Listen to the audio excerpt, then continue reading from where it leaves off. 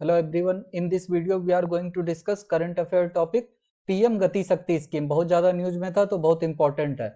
ठीक है, तो पीएम गति शक्ति स्कीम का फुल नाम पहले आप देख लीजिए, तो इससे आपका डिफिनेशन क्लियर हो जाएगा। जो इंट्रो में लिखना होगा कि PM Gati Shakti scheme national master plan for multi modal connectivity to various economic zones. मतलब अभी जितने इकोनॉमिक जोन्स है सबको अच्छे से कनेक्ट करना है। मतलब मान लीजिए कि यहाँ उड़ीसा है, यहाँ पे झारखंड का कोल है, उड़ीसा से बॉक्साइट कोल, तो इसमें जितना अच्छा कनेक्टिविटी होगा उतना इकोनॉमी को बेनिफिट होगा। मल्टी मोडाल मतलब कि मल्टी मोड, मतलब रोड हो गया, रेलवे हो गया, वाटरवेज हो गया, जितना अच्छे तरीके से आप कनेक्ट कर सकते हैं। तो ये यही स्कीम है पीएम गति शक्ति स्कीम की, multi mode connectivity to various economic zones, इसका जो नेशनल मास्टर प्लान है। ठीक है, तो नाम से ही अपना डिफिनेशन क्लियर हो गया। पढ़ लेते हैं एक बार, क्या है कि a 100 lakh crore project for building holistic multi modal connectivity infrastructure to various economic zone. Multi mode से कनेक्ट करना है, जितना वेरियस इकोनॉमिक जोन अभी प्रेजेंट है उनको करना है। ये पहला स्टेज है। अभी बस जितने इकोनॉमिक जोन है सबको कनेक्ट कर देना। हो सकता है फ्यूचर में क्या कि मल्टी मोड से कनेक्ट हो गया तो रोड के बगल में नया इकोनॉमिक जोन बना दिया जाए, बट फर्स्ट स्टेज इज कि मल्टी मोड से कनेक्ट कर देना है जो अपने इकोनॉमिक जोन्स है। ठीक है, फिर उसको करने के लिए हाउ, ये सब अपना इंट्रोडक्शन का पार्ट हो गया टाइमलाइन तक। ओके, तो पहले तो डिफिनेशन लिख दिया, और इसको हाउ कैसे इंप्लीमेंट किया जाएगा। तो ये digital platform will be created, has been created. Digital platform बनाया गया, उसमें 16 मिनिस्ट्री आपस में, जैसे रोड हो गया, रेलवे हो गया, वाटरवेज, इस तरह से 16 मिनिस्ट्री टुगेदर इनिशियली वो मिलके एक वेबसाइट का वर्जन हो गया। उसमें सब मिलके इंटीग्रेटेड प्लान करेंगे और कोऑर्डिनेटेड इंप्लीमेंट करेंगे। मतलब मिलके प्लान भी करेंगे, मिलके इंप्लीमेंट भी करेंगे। ठीक है, पीएम गति शक्ति स्कीम। और इसमें फोकस क्या है, मोदी जी का फेमस नारा था सबका साथ सबका विकास, फिर उसमें तो सबका विश्वास ऐड हुआ, और अब पीएम गति शक्ति स्कीम के बाद आ गया सबका प्रयास भी होना चाहिए। सबका प्रयास, integrate central state scheme and economic zones. मतलब सेंटर का भी बहुत सारा स्कीम है, भारतमाला, सागरमाला, पर्वतमाला, इन सबको इंटीग्रेट कर देना है। स्टेट भी बहुत सारा स्कीम लाई होंगी, उन सबको इंटीग्रेटेड अप्रोच करना है। मतलब सबको मिलकर काम करना है, सबका प्रयास। और focus will be on clean energy. ऐसा नहीं है कि रोड बन गया उस पे जो लाइट लगा है नॉर्मल लाइट लगा दिए, नहीं, क्लीन एनर्जी पे फोकस है तो सोलर एनर्जी का यूज कर लिए, एलईडी लाइट लगा दिए। तो फोकस रहेगा कि सबका प्रयास से हमको मल्टी मोड से कनेक्ट करना और उसमें क्लीन एनर्जी का यूज करना। और इसका टाइम लाइन क्या है, तो इसका घोषणा वही 15 अगस्त 2021 को 75वां आजादी के शुभ अवसर पर मोदी जी किए हैं। तो बहुत हिस्टोरिक डे चुना गया था 15 अगस्त 2021 को। फिर उसके बाद अक्टूबर 2021 में उसका लॉन्चिंग और cabinet committee on economic affairs का अप्रूवल अक्टूबर 2021 में मिला है। अगर एग्जैक्ट डेट याद करना है तो लॉन्च 13 अक्टूबर को और 21 अक्टूबर को इसका अप्रूवल मिला है। ठीक है, नहीं तो अक्टूबर याद कर लीजिए कि अगस्त में उसका घोषणा हुआ 15 अगस्त को, फिर अक्टूबर के महीने में उसका लॉन्चिंग हो गया। तो ये अपना इंट्रोडक्शन पार्ट खत्म हो गया कि इसका बेसिक डिफिनेशन कि 100 लाख करोड़ का प्रोजेक्ट है।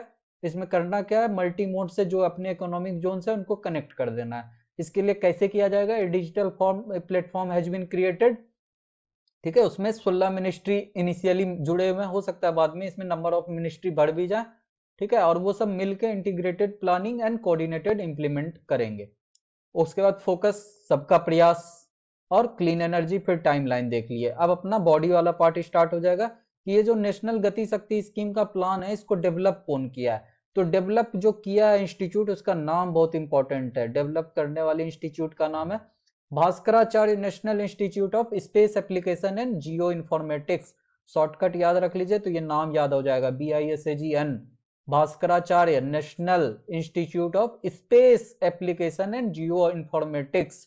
लॉजिक लगाइए कि अगर सबको कनेक्ट करना है तो पहले सबका इन ये ऑनलाइन दिखाना भी तो पड़ेगा ना, जियो इन्फॉर्मेटिक्स का यूज भी तो करना पड़ेगा ना, सबका मैपिंग करना होगा। जैसे आप लोग गूगल मैप में कैसे देखते हैं, इसे वेरियस इकोनॉमिक जोन्स का मैपिंग करना होगा। ठीक है, तो इसके लिए इन्होंने किया क्या कि ओपन सोर्स का टेक्नोलॉजी यूज किया। ओपन सोर्स टेक्नोलॉजी क्या मतलब, किसी से सॉफ्टवेयर नहीं खरीदा है कि माइक्रोसॉफ्ट को बोले कि भैया मेरे लिए सॉफ्टवेयर बना दो, या इन्फोसिस को बोले, इन्होंने खुद से ओपन सोर्स का यूज करके ये पूरा इंटरफेस बनाया है।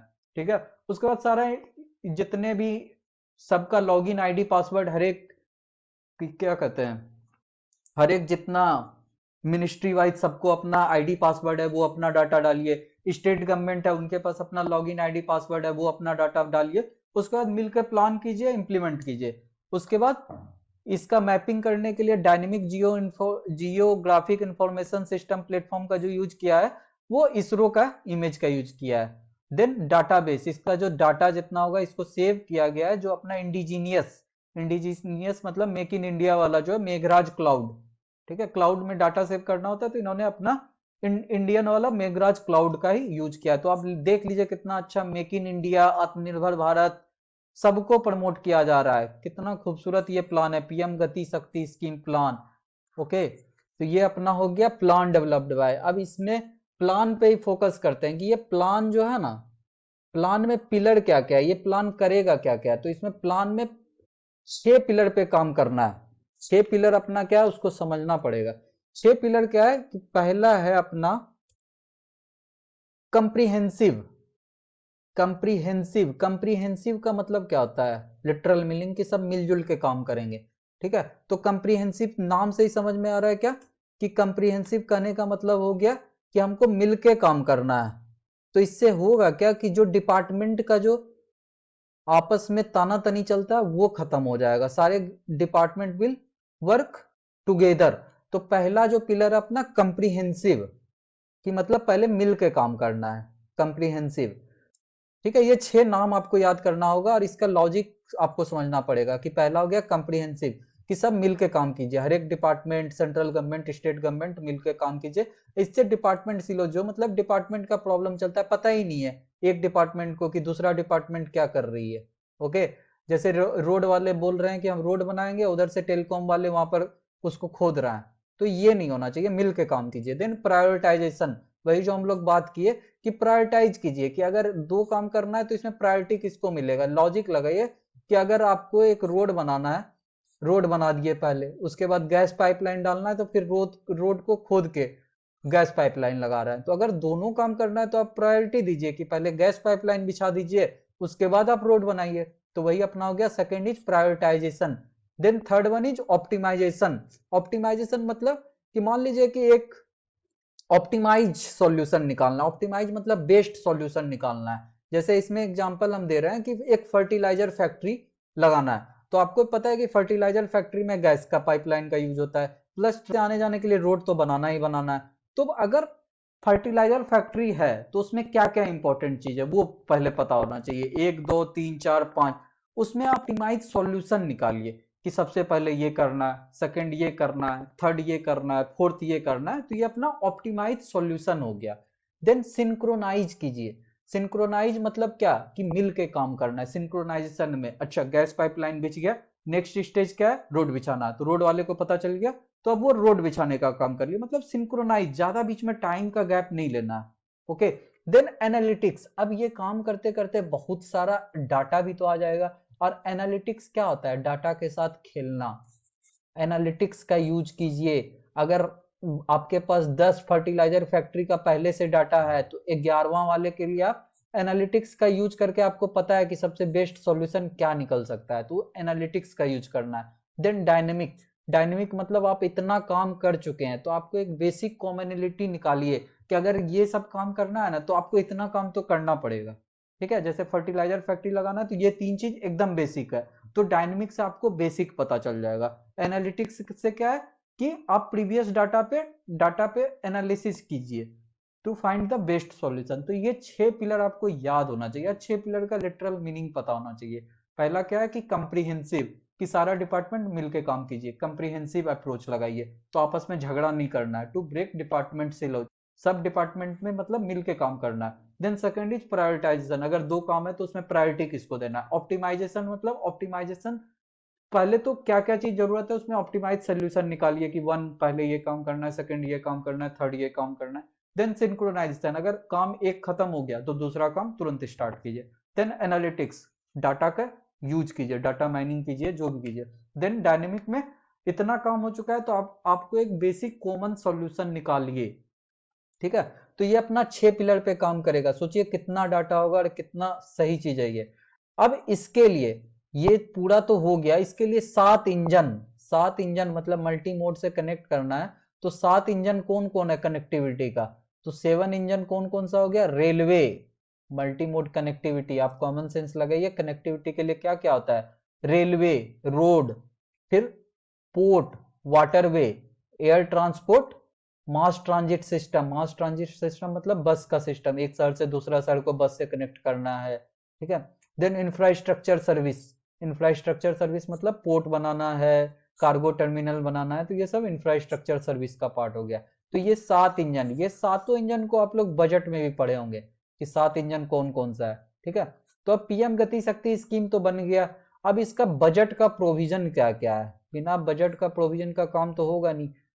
1 लाख करोड़ का प्रोजेक्ट है, तो इसमें बजट 2022-23 का प्रोविजन, आप लोग बहुत सारा पार्ट इसमें पढ़ चुके होंगे कि ये इसमें अलॉटमेंट कितना किया गया इस बार? 20,000 करोड़ का। और one of the 4 priorities of the budget, 4 priority था बजट का, उसमें एक प्रायोरिटी पहला पीएम गति शक्ति स्कीम ही था, ठीक है। बाकी जो हम लोग पढ़े हैं उसमें क्या क्या था? पहला priority PM Gati Shakti scheme था, फिर दूसरा अपना क्या था? इंक्लूसिव डेवलपमेंट, फिर तीसरा प्रोडक्टिविटी इन्हांसमेंट एंड इन्वेस्टमेंट, ठीक है। और चौथा जो अपना था फाइनेंसिंग ऑफ इन्वेस्टमेंट। तो ये पॉइंट लिखिए कि बजट 2022-23 का प्रोविजन कितना है? 20,000 करोड़ का उसको अलॉटमेंट किया है, वन ऑफ द 4 प्रायोरिटीज था। और स्टेट गवर्नमेंट को 1 lakh crore interest free loan for 50 years. State government को बोला कि हम सारे स्टेट गवर्नमेंट को मिला के 1 लाख करोड़ तक इंटरेस्ट फ्री लोन सेंटर देगी, 50 साल में आप बस प्रिंसिपल वापस कर दीजिए अगर आपको इंफ्रास्ट्रक्चर डेवलपमेंट करना है तो, ठीक है।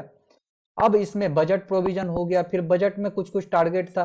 तो रेलवे का क्या है? पीएम गति शक्ति स्कीम के टारगेट कि 1 स्टेशन 1 प्रोडक्ट का कॉन्सेप्ट आया कि स्टेशन का वहां का उसको जो प्रोडक्ट है ये वाला कॉन्सेप्ट वहां पे लॉन्च करेंगे। देन 2000 किलोमीटर कवच का इम्प्लीमेंटेशन। कवच इम्प्लीमेंटेशन क्या है? जो ट्रेन का टकराने वाला जो अपना इंडिजीनियस सिस्टम निकला है, ठीक है। 2000 kilometre Kavach implementation. Then 400 new Vande Bharat in next 3 years. Then 100 PM Gati Shakti cargo terminal in next 3 year. ये सब इसका रेलवे के थ्रू, देखिए पीएम गति शक्ति स्कीम का ये सब टारगेट है। और इसका पहला फर्स्ट वन जो 100 में पहला बना भी कहाँ पे बनने का है? ये बना थापर नगर स्टेशन, धनबाद के पास, कोयला वाला एरिया में, झारखंड, आसनसोल डिवीजन में आता है। और बिहार में पहला जो बनेगा वो बरौनी में बनेगा। फिर रोडवे में क्या बोला गया? 25,000 किलोमीटर का एनएच बनेगा। देख लीजिए सब मल्टी मोड कनेक्टिविटी है, जो बजट का प्रोविजन में था वो यहाँ पे लिख दीजिए, ठीक है, सब याद किया हुआ है। इंफ्रास्ट्रक्चर सर्विस के लिए 4 multi modal logistic parks under PPP mode, public private partnership mode में, प्लस पर्वत वाला में 60 किलोमीटर का रोपवे इन 8 प्रोजेक्ट। सारा बजट में पढ़ा हुआ, बजट का प्रोविजन आप लोग प्रीलिम्स के लिए पढ़ चुके हैं, वही चीज को आप पीएम गति शक्ति स्कीम में डाल दीजिए। फिर बिहार से अगर रिलेट कीजिएगा तो अच्छा मार्क्स मिलेगा। तो बिहार में बस क्या, पीएम गति शक्ति स्कीम के ही में 2 जगह doubling of railway track. Railway track मतलब सिंगल ट्रैक था तो उसको डबल करना है, तो वो आप याद कर लीजिए कहाँ का, मुजफ्फरपुर से सगौली और सगौली से वाल्मीकि नगर वेस्ट चंपारण, और दोनों लगभग 100 किलोमीटर का है, दोनों को डबलिंग किया जाएगा रेलवे, ओके। और एक और मल्टी मोडाल कार्गो टर्मिनल कहाँ पे?